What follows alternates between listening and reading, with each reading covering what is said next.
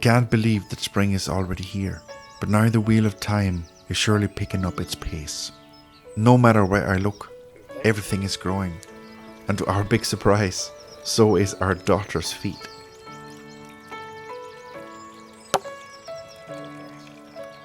Do you?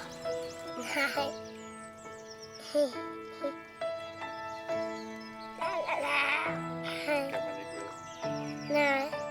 The first Viking events are just a few weeks ahead, and we need to make a pair of new shoes for her.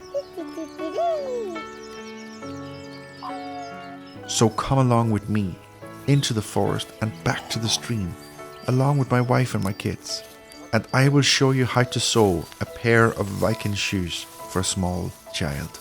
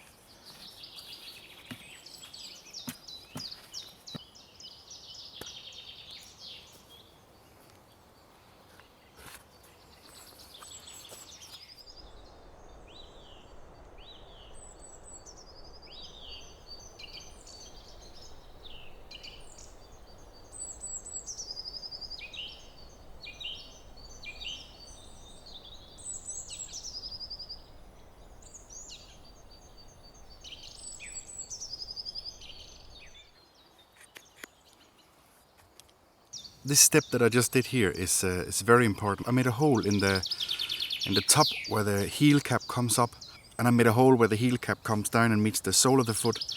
We have the tip of the foot where the two seams are connected, 4 or 5 centimeters around the edge here, on both sides, more or less here. This is a shoe for a small kid, aged 4. So here I have 4 or 5 centimeters. For an adult, I would take 7 or 8 centimeters down here. And between these two holes, I have another hole. This here is a really important step, and as I will show you now, I'm going to attach the upper to the sole by using these holes that I have made here, and that will create shape and make sure that the upper is stretched evenly around the sole. The shoes like these are called turn shoes. That means they are sewn inside out. Now I'm done with the upper here, and I'm going to turn the upper inside out before sewing it onto the sole, like this. And one of the hardest part about this is almost making sure that the right side, like the left upper, goes with the left sole. Because once you turn this around, now this is effectively the opposite foot as we just had right here.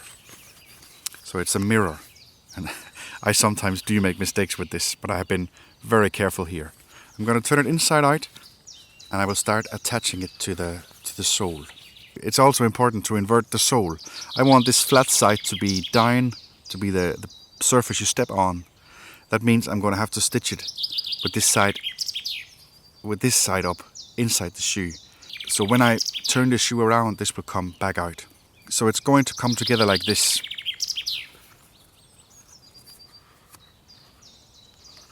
I've gone through the last hole where I stitched the uppers together and into the hole at the tip of the sole, and I'm now going to tie a knot here to keep this in place.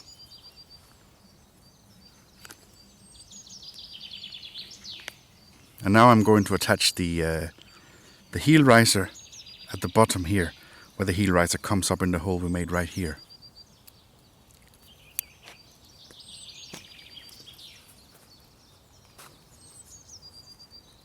Now at the tip of the toe, I'm going to follow the upper around till I get to the hole here.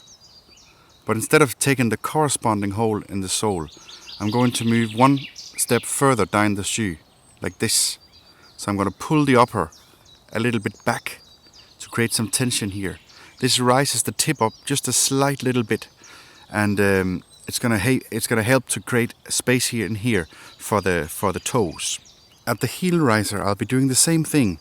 I'll follow the upper down till I get to the hole, find the corresponding hole in the sole, and then move one away from the heel to make sure this bend comes nicely in.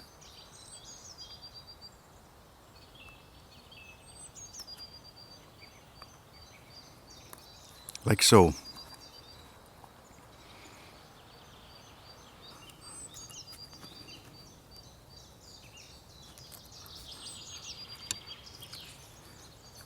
For the hole that I made in the middle between the bottom of the heel riser and a little further back than the toe, the hole in the middle here, I'm just simply going to take the corresponding hole in the sole. These attachment points are not permanent, but they, as you will see here, this gives me 8 attachment points, and the sole is now attached to the upper nicely. I think this helps me a lot when I'm sewing, because now everything is held nicely together and I don't have to worry about the upper falling around. This gives me an idea of what the shoe looks like. The heel cap is nicely rising. The tip of the toe, due to the forcing the upper a little back here, is slightly lifted up, and that's going to be so nice for the little feet in here. What I'm going to do now is I'm going to simply count the amount of holes in the sole between 2 attachment points. 1, 2, 3, 4, 5, 6. I have 6 holes here between the 2 attachment points. I'm simply going to divide the space up here on the upper into 6 and make 6 holes here. And then I will sew this little section up, and I'll take away the knot, and I'll do this again. I'll take this section, I'll count the amount of holes in the sole, and I'll space them evenly out here. With this technique, I know that every hole fits exactly with the corresponding hole in the sole. This makes it very easy to sew this shoe up now. I use a saddle maker stitch for this. I have 2 needles, and I start by putting 1 needle to the next hole, through the sole, out through the corresponding hole in the upper, like this. And I take the other needle through the hole in the upper, where I just came out. And this might be a little bit tricky to find the way, and finding the hole in the sole and coming out in the sole here. This was 1 stitch. It is very important to tighten every stitch a lot. Of course not to the extent where you rip the small holes, but tighten this a lot. I put my thumbs here and pressure here. Now that I have come all the way to one of the attachment points, I simply undo this little nut and continue on with the next section. For my brain, it is very rewarding to have a little section come to a little point where I can take a break here and sew the next section. It's divided into smaller chunks, because sewing a shoe like this takes a lot of work and it's quite hard on the hands. And if you don't enjoy this a lot, it will get boring. Fortunately for me, I do enjoy this quite a lot, and it's a beautiful day here in the forest.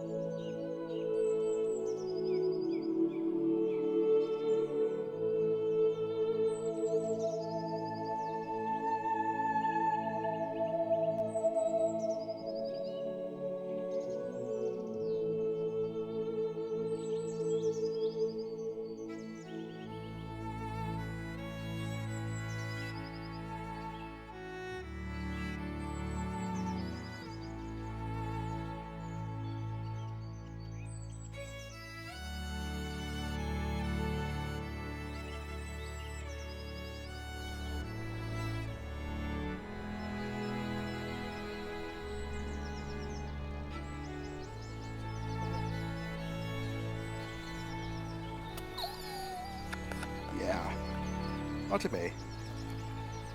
Jo. Ja, det var godt. Men den kan lave mærker i læderet her, som vi gør her. Så er vi klar til, at du skal hive. Kan du komme her og hive?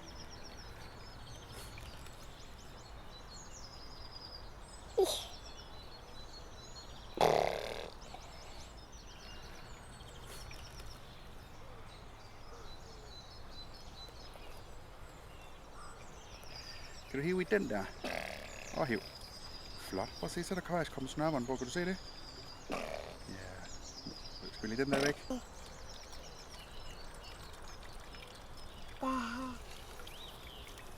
Vi skal til at putte det der fedt på. Vi skal ikke til at have så fedtede fingre, vel? Sådan der. Det var godt. Og den anden?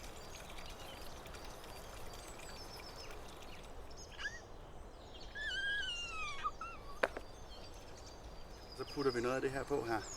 På kluden. Og se sådan noget snask her. Og prøv at se, hvad jeg nu viser det, så du kan gøre det bagefter. Så putter jeg min hånd ind i skoen. Så putter jeg det her på skoen. Så skal jeg køre det rundt på skoen. Prøv at se her. Så bliver den helt fuldstændig fedtet. Prøv du, hvad for en hånd vil du bruge med? Hvad for en hånd vil du bruge med? Den ind i skoen. Og den anden tager kluden her. Og så skal du køre det rundt over hele skoen, så den bliver rigtig god og lækker. Kan du det? Ja, især her omme på kanterne her, hvor den er blevet syet, ikke også? Du har selv døbt den derovre, ved du det? Ja, hvordan? Det bliver bare godt, det der, hva'? Det bliver bare godt, den her. Hov.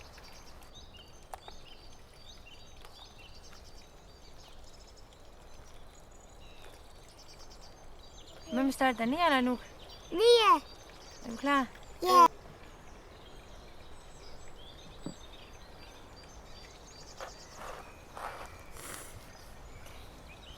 skal really live YouTube. Du. Se, hvor der er. Kreb, yay.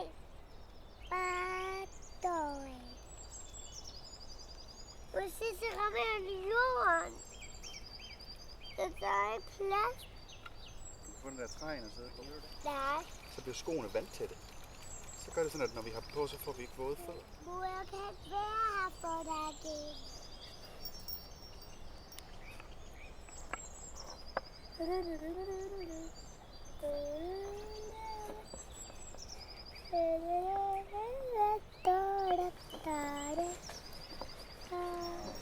Now you can really see. Jeg kan ikke gå der i med fødderne. Kan jeg se en pinde eller noget? Det er nok mere.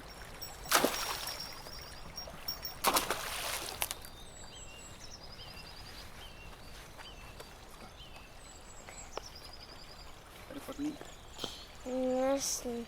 Helt godt med ind i den. Må du hjælpe mig? Kan du selv vinde den? I always feel a great rush when springtime comes around. There's so much to do, many projects to finish, but also new ones to start. Hvor du har ikke et vikingskub. During the winter, we prepare our gear for the coming season, and every spring we are a bit overwhelmed to get everything ready in time. And we have to remind ourselves to enjoy and cherish every single moment. Ja. And I guess it goes without saying that moments like these, with my family, all working together on a small project, enjoying the warmer air and the sound of the stream near our house, these are memories that will last forever.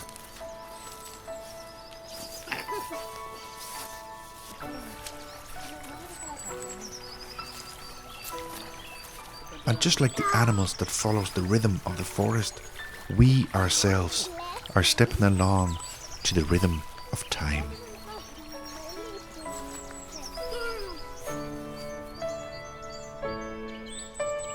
Se de beskidte muddertog.